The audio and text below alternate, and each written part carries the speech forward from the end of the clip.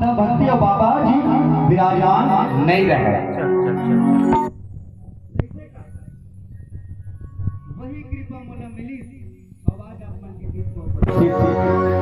हर जिला सुन ले मोर बिंदिला सुन ले बाबा झने आवे बाबा मोर शरीर काम क्रोध मोह लो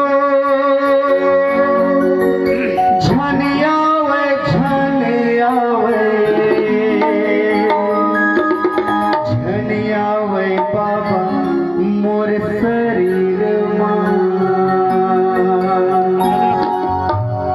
अर्जिला सुन ले मोर बिंदिला सुन ले बाबा अर्जिला सुन ले मोर बिंदिला सुन ले बाबा झने आवे बाबा मोर शरीर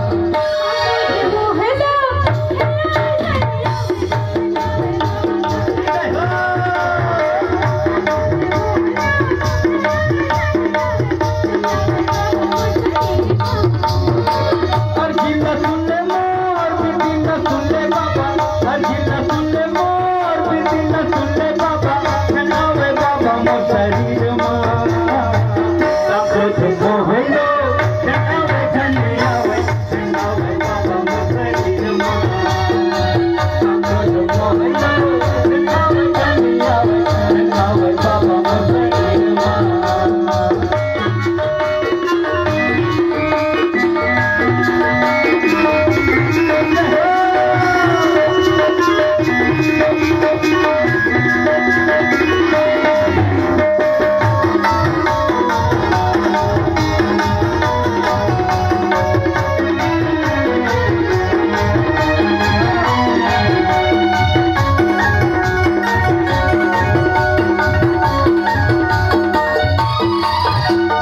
पानी दे जीवन बनाए बाबा जीवन बनाए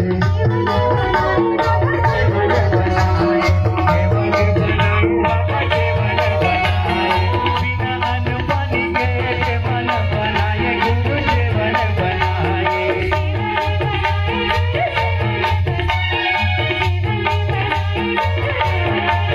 अर्जिला सुन ले मोर बिंदिला सुन ले बाबा अर्जिला